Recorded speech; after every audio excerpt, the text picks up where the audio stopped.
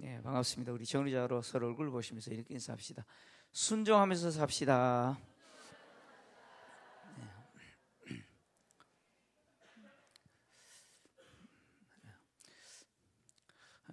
주일날 아침에 남편이 아침에 일찍 일어나서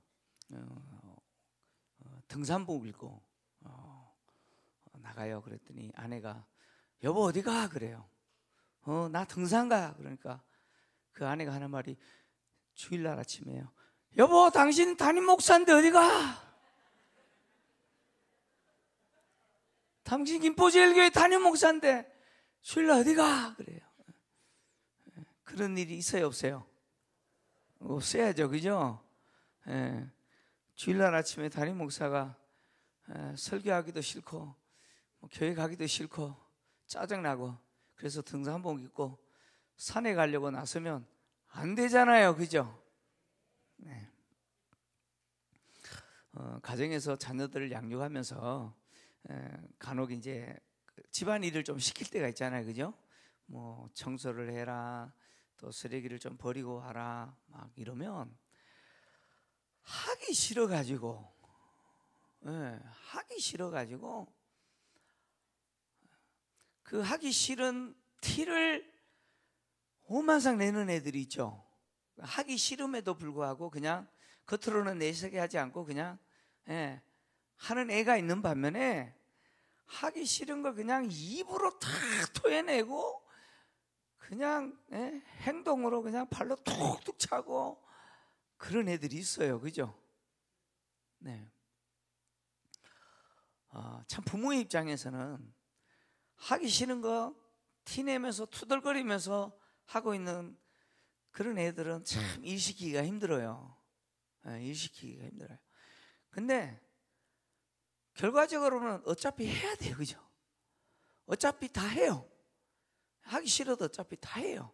근데 다 하고 나서 욕먹죠, 그죠? 어차피 다 했는데 결국은 돌아온 것은 뭐예요? 욕먹는 거예요, 욕먹는 거예요. 자, 오늘 우리가 살펴볼 선지자인 요나가 그런 사람이에요. 주일날 아침에 등산복 입고 교회 가서 설교해야 되는 게 아니고 설교하기 싫다고 등산 가는 모습과 거의 유사한 사람이 요나입니다. 요나 선지자의 이야기는요, 사실 이 주일학교 아이들부터 신앙생활 좀 하셨던 성도님들은 너무 잘 아는 이야기죠. 너무 잘 아는 이야기입니다. 그러니까 요나 선지자가 유명한 이유는 뭡니까? 요나 선지자가 유명한 이유는 뭡니까? 몰라요. 요나 선지자가 유명한 이유는 그가 하나님의 말씀에 순종했기 때문이 아니고 불순종했고 바다에 던져져서 물고기 뱃속에 3일 있다가 다시 살아났기 때문에 그것이 유명한 이야기가 돼서 요나가 유명한 선지자가 된 것이죠. 자, 많은 사람들은 그렇게 요나서를 읽으면서 참 궁금함이 생겨요. 물고기 뱃속에 사람이 들어가서 3일 동안이나 소화도 안 되고 3일이나 소화도 안 되고 있다가 다시 살아났다? 그런 일이 실제로 가능할까? 한번 테스트 해보세요. 바다에 배 타고 가셔가지고 그 다음에 두 번째는 도대체 이 요나를 삼킨 물고기는 뭐냐는 거예요. 어떤 종류냐? 고래냐? 아니면 뭐 상어냐? 도대체 어떤 종류기에 사람을 이렇게 삼키고 3일 동안 뱃속에 담고 있다가 또 토해내고, 참 그런 의문이 생깁니다. 그래서 이 요나서의 이야기는 실제 역사 속에서 일어난 이야기가 아니고 비유나 아니면 교훈적인 소설이다라고 주장하는 학자도 있어요. 그렇게 말하는 학자도 있습니다. 실제 사건이 아니다라고 말하는 그런 학자도 있습니다. 그런데 요나 이야기는 실제 사건입니다. 왜냐하면 요나라고 하는 선지자가 실존하는 인물이었기 때문에 그렇습니다. 요나서의 이야기는요, 하나님이 이방 민족도 얼마나 사랑하는지를 보여주신 거죠. 그 이방 민족도 회개하고 돌아오면 하나님이 뭘 해요? 심판하지 아니하시고 용서하시는 분이라는 사실을 전하는 선명한 그 메시지를 전하는 내용이 요나서입니다. 요나 선지자는 북이스라엘 왕 여로보암 2세가 통치했을 때 활동했던 선지자죠. 왕하 14장 25절을 보면, 열왕기하 14장 25절을 보면 이스라엘의 하나님 여호와께서 그의 종 가드 헤벨 암미떼의 아들 선지자 요나를 통하여서 하신 말씀과 같이 여로보암이 이스라엘 영토를 회복하되 하맛 어귀에서부터 아라바 바다까지 하였으니 라고 기록합니다. 그러니까 요나 선지자가 예언한 대로 당시 왕이었던 여로보암 2세가 이만큼 영토를 확장했다, 그런 이야기입니다.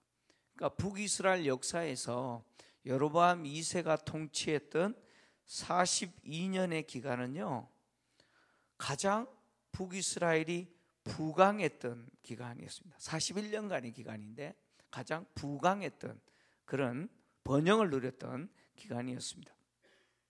이 기간에 활동했던 요나에게 하나님이 아수르의 수도인 니느웨로 가서 심판을 선포하라라고 사명을 주신 거죠.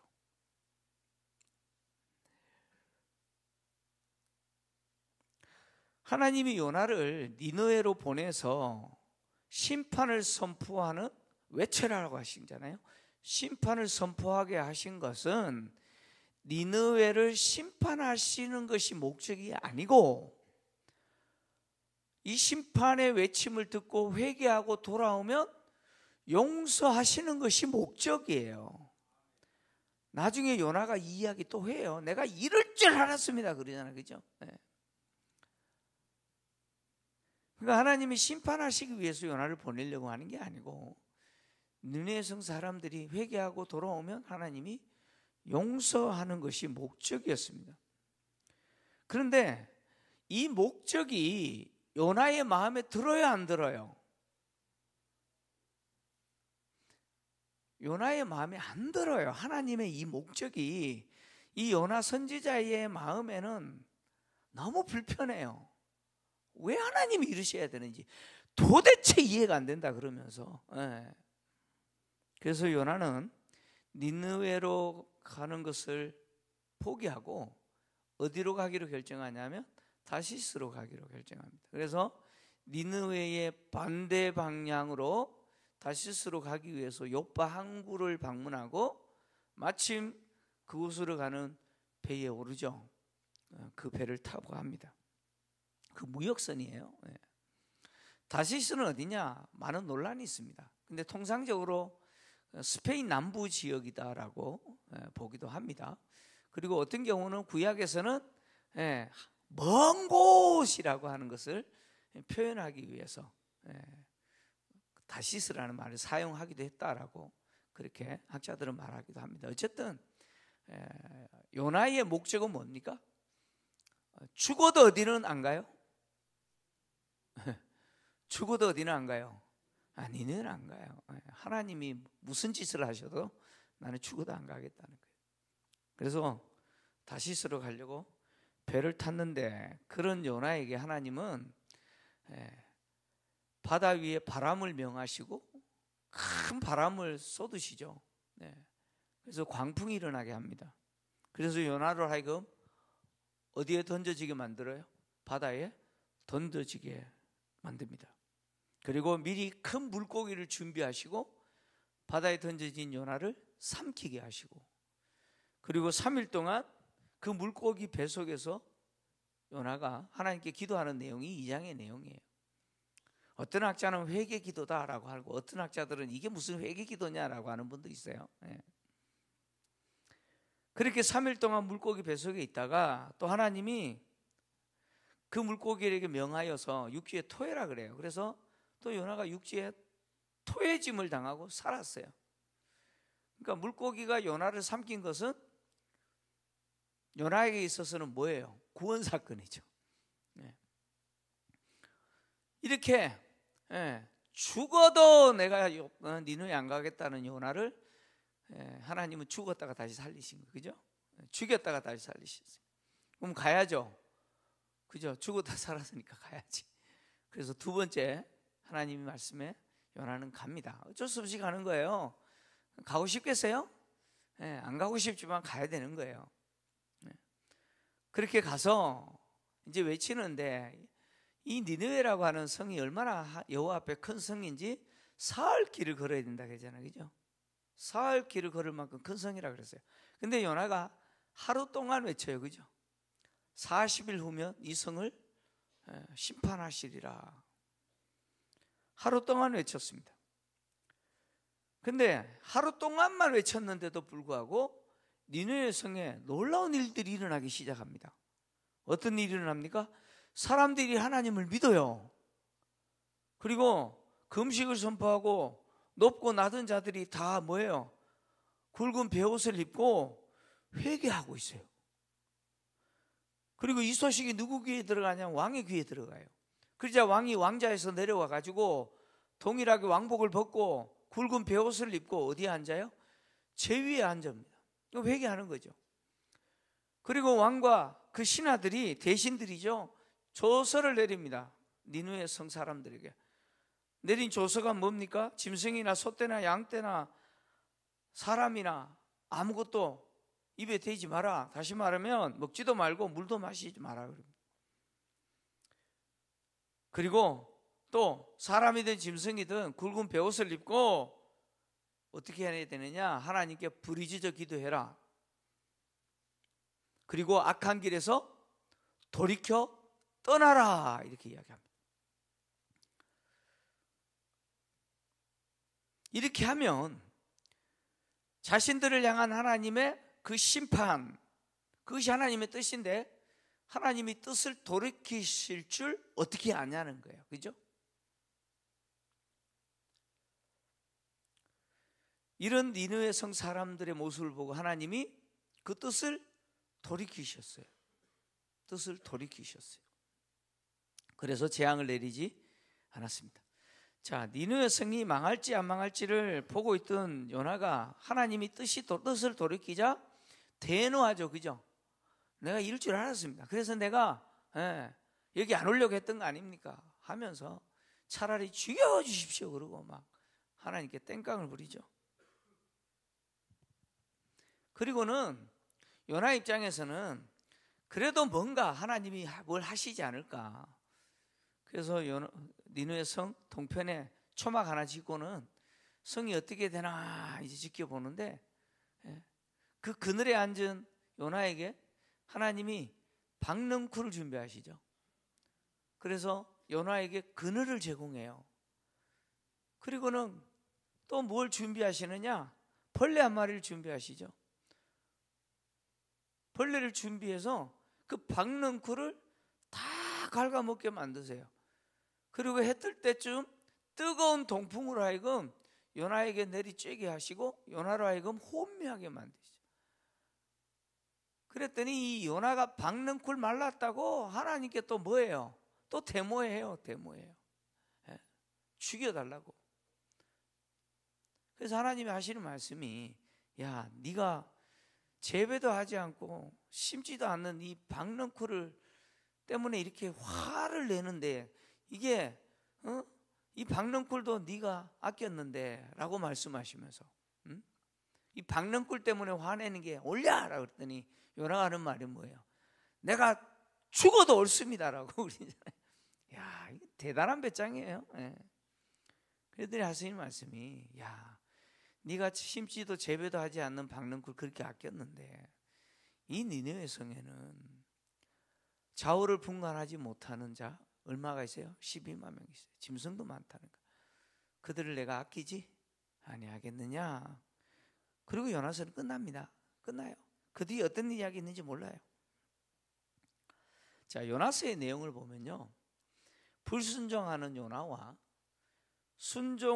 반대로 순종하는 바람과 바다, 큰 물고기, 박넝쿨, 벌레, 뜨거운 동풍이 등장하죠. 바람과 바다가 하나님의 명령에 순종했고요, 큰 물고기가 하나님의 명령에 순종해서 바다에 던져질 요나를 기다리고 있었어요. 그리고 요나가 던져지자마자 어떻게 해요? 삼켰어요. 그리고 3일 동안 요나를 뱃속에 보관하고 있다가 하나님이 또 명령하시자 순종해서 육지에 어떻게 해요? 토해내요. 참 그런 생각을 해봤어요. 별 생각 다 해보는데, 이 물고기가 요나를 삼키고 나서 다른 건 안 먹었을까? 안 먹었을까? 아마 안 먹었을 것 같아요. 그냥 그 3일 동안 이 요나 때문에 그냥 굶고 있었던 것 같아요. 또 이런 생각을 했어요. 아니, 물고기가 요나를 삼켰는데 이게 소화가 안 됐잖아요, 그죠? 소화가 안 돼가지고 그냥 해가지고 그냥 바다 한중앙에 그냥 토해내 버렸으면 요나가 어떻게 됐을까요? 뭐 끝났겠죠. 또 한편으로, 아니, 이 고래는 3일 동안 똥도 안 싸나? 똥도 안 싸나? 아니, 고래인지 상어인지 모르겠지만 이 큰 물고기가 너무 배가 불편해가지고 똥이라도 쌌으면 요나가 그 항문으로 나와가지고 끝났겠죠. 아니, 별 생각 다 해보는 거예요. 재밌잖아요. 자, 중요한 것은 이 물고기가 하나님의 명령에 순종했다는 거예요. 그죠? 순종했다는 거예요. 자, 그리고 박넝쿨도요, 하나님의 명령에 순종해서 요나에게 뭘 제공해요? 그늘을 제공해요. 벌레도 하나님의 명령에 순종해가지고 그 박넝쿨을 갉아먹죠. 그죠? 요나에게 그늘을 제공했던 그 박넝쿨을 갉아먹는데, 여러분, 배가 터지도록 부른데도 불구하고 하나님의 명령이니까 또 먹고 언제까지요? 요나에게 제공됐던 그늘이 사라질 때까지 그 박너쿨을 계속 먹었어. 하나님의 말씀에 순종했어. 그리고 태양과 뜨거운 동풍도 마찬가지죠. 하나님의 명령에 순종하여서 요나로 하여금 혼미하게 만드시냐, 그죠? 요나서는 불순종한 요나와 이렇게 하나님의 명령에 순종했던 자연과, 그리고 바다의 물고기, 땅의 벌레, 그리고 또 이런 뭐 곤충이죠, 벌레는. 이것과 대조가 되는 모습을 보여줍니다. 그리고 하나님이 얼마나 이방 민족임에도 불구하고 니느웨 사람들을 아끼고 계시는지를 드러내고 있죠. 하나님의 심판의 메시지를 거부하지 않고 진지하게 받아들이고 그 하나님을 믿고 회개하고 악한 길에서 돌이켜 떠나는 그 사람을 하나님은 그가 누구든 상관없이 어떻게 하시는 거예요? 용서해 주시는 분이라는 사실을 밝히고 있습니다. 특히 이 요나서는요, 우리가 참 잘 아는 건데요, 억지로라도 하나님께 순종하는 자를 쓰시는 거예요. 우리가 너무 잘 아는 거죠. 제가 설교 제목을 뜻밖의 전도자 요나 하려고 그러다가 마지 못한 전도자 요나 그랬어요. 마지 못한 그랬더니 목사님 혹시 잘못 적으신 거 아닌가? 마지막 전도자 일을 하려고 그러다가 오타 아닌가 뭐 생각하는 분인데, 아니에요. 마지 못해서 진짜 하고 싶지 않은데, 진짜 하고 싶지 않아요. 어쩔 수 없이 할 수밖에 없어서 전도한 이 요나, 이런 요나도 하나님 어떻게 하신다는 거예요? 쓰신다는 거예요. 참 그래도 감사한 게 그거죠. 사실 우리의 모습 아닌가? 연말 되면 이제 막 던지는 분들 많잖아요. 한 해 동안 억지로 내가 했는데 더 이상 내가 못 참는다. 원래는 내가 이거 집어 던진다 그러면서 집어 던진다는 표현을 사용해서 죄송한데, 여러분 지분은 내려놓는 게 아니에요. 진짜 어리석은 사람입니다. 천하의 어리석은 사람이에요. 하나님이 나에게 주신 거 그 귀한 줄 모르고 던져버리는 거예요.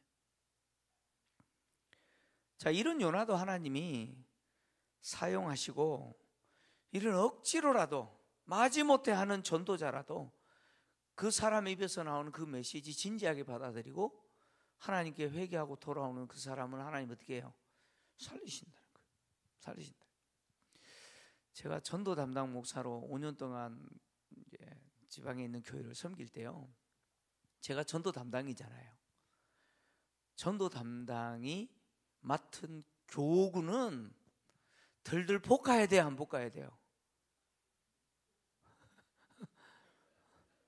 아니, 전도 담당인 목사가 맡고 있는 교구, 우리 식으로 하면 구역장이겠죠. 구역장들, 뭐 장로님들, 권사님들 들들들들 볶아가지고 전도 모임에 나오게 했겠어요, 안 했겠어요? 했겠죠. 제가 맡은 교구 구역장들은 목요일날 로이모스 전도대에 안 나오면 안 됐어요. 제가 용서하지 않았어요. 그냥 새벽에라도 전화해가지고 권사님 이번 주 목요일날 오셔야 됩니다. 들들 볶았어요. 그러니까 어차피 뭐 그래도 그 순장이라고 표현했는데 뭐 순장 정도 되니까 어쩌겠어요. 나와야지. 그래서 나와서 하는데 참 마지못해요. 진짜 억지로 해요. 전도지만 들고 나가거든요. 용산 홈플러스 앞에서 전도하는데 어떻게 전도하냐면, 이거 읽어보세요. 가서. 이거 좀 가져가세요. 그건 뭐예요? 가서 보세요. 그냥 막 뿌려요. 억지로 하는 거예요. 그냥 막 뿌려요. 근데 놀라운 일이 뭔지 아세요? 그렇게 막 뿌리는데 한 사람이 언제 가면 됩니까? 물어요. 막 신경이 나서 막 뿌리고 있는데 제가 이렇게 보면서 권사님 좀 부드럽게 예수 믿으세요. 그러고 하면 좋은데. 그래서 이거 받아가요. 그러면서 막 화났듯이 막 집어 던지는데, 근데 그런 권사님에게 언제 가면 됩니까? 이렇게. 그 권사님이 당황을 해가지고 목사님 온대요. 그런 경우도 있었어요. 여러분 억지로 하더라도 하나님은 그 억지로 하는 사람을 쓰신다는 거예요. 그래서 그렇게 요나처럼 마지못해 외치는 그 전도를 통해서도 사람들은요 회개해요. 하나님이 준비해 두신 사람은요 내가 별말 안 해도 돼요. 논리 정연하게 기독교 교리 강의하듯이 하지 않아도 그냥 예수 믿어라 그래도 그 한마디가 들려요. 지난주 우리 주제제기 영상 봤죠? 그 노인분이 하시는 그 복음을 전하는 시드니 그 현장에서 노인분이 뭐라고 복음을 외쳤어요? 실례합니다. 오늘 죽으면 구원을 받으셨습니까? 오늘 죽으면 천국 가실 수 있습니까? 정확하진 않지만 이렇게 시작했죠, 그죠? 이게 뭐 대단한 논리와 설득력과 이론이 있어요? 단순한 거예요. 근데 그 한마디가 비수가 돼서 어떻게 돼요? 심장을 찌르는 거예요. 그래서 사람들이 회개하고 돌아오는 것이죠. 하나님은 그런 사람들을 받아주시고 뭐예요? 구원해 주신다는 거예요. 이 요나서의 사건은요 예수님을 통해서 이루시는 구속 사건의 그림자입니다. 그림자예요. 그래서 마태복음 12장에서 예수님이 이 요나 사건을 이렇게 표현했어요. 마태복음 12장 38절에서 41절인데 같이 읽겠습니다. 시작. 그때에 서기관과 바리새인 중 몇 사람이 말하되 선생님이여 우리에게 표적 보여주시기를 원하나이다. 예수께서 대답하여 이르시되 악하고 음란한 세대가 표적을 구하나 선지자 요나의 표적밖에는 보일 표적이 없느니라. 요나가 밤낮 사흘 동안 큰 물고기 뱃속에 있었던 것 같이 인자도 밤낮 사흘 동안 땅속에 있으리라.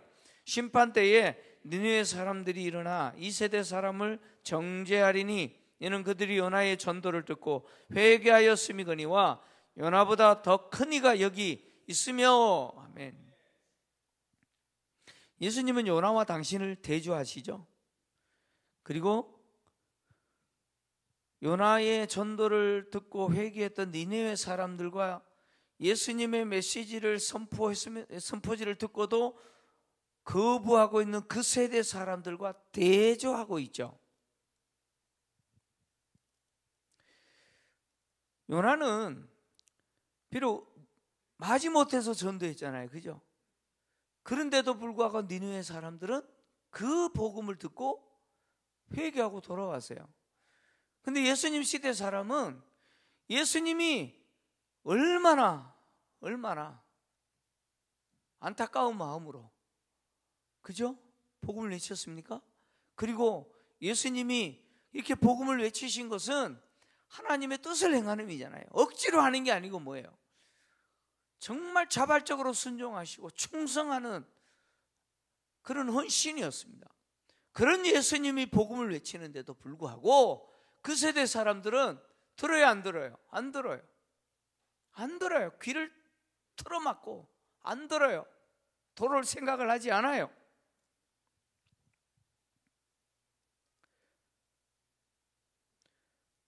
그래서 예수님은 니느웨 성 사람들이 이 세대 사람들을 마지막 때에 어떻게 하겠다고요? 정죄할 것이다. 심판 때에 정죄할 거다라고 이야기한 거예요. 왜요? 그들은 마지못해 외치는 요나의 그 복음도 어떻게 해요? 그 전도도 듣고 회개했어요. 근데 하물며 하나님이 보내신 하나님의 아들이 와서 지금 외치는데도 듣지 않고 거부하는 이 사람들에 대해서 느헤 성 사람들이 정죄할 거라고 이야기합니다. 그러면서 예수님이 이렇게 말씀하시죠. 나는 요나보다 크다라고 이야기합니다. 요나보다 큰 자라고 이야기하죠. 요나라고 하는 인물은 자신의 그 편견, 그죠? 편견, 또 교만이죠. 유대인만 구원받아야 된다라고 하니 교만, 그리고 왜곡된 생각 때문에 하나님의 마음을 보지 않으려고 해요. 하나님이 무엇을 원하는지 그것은 관심이 없고 오직 자기의 뭐예요? 편견과 잘못된 뭐예요? 생각, 교만, 여기에 사로잡혀 있었던 사람이라는 거예요. 그래서 우리가 간혹 그러잖아요. 나는 다른 사람에게 전도해도 저 사람한테는 절대 전도 안 한다. 이런 분이 있잖아요. 그죠? 나 스스로 담을 쳐버리는 사람들이 있잖아요. 그죠?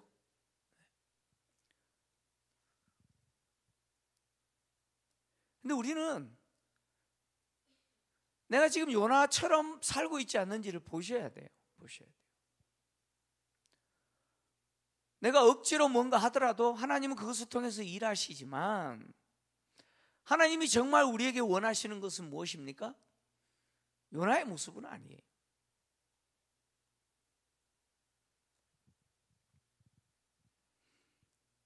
하나님이 요나서를 통해서 왜 이 큰 물고기를 예비하사, 명하사, 박넝쿨을 예비하사,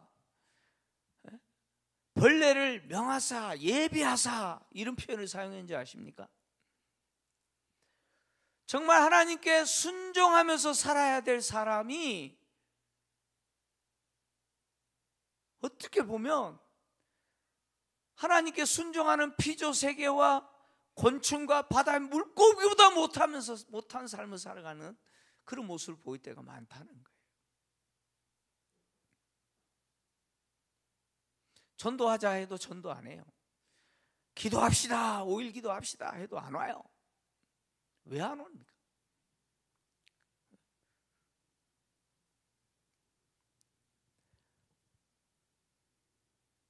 하나님의 마음을 우리가 좀 알아야 된다는 거예요. 하나님이 어떤 마음을 갖고 계시는지 알자는 거예요.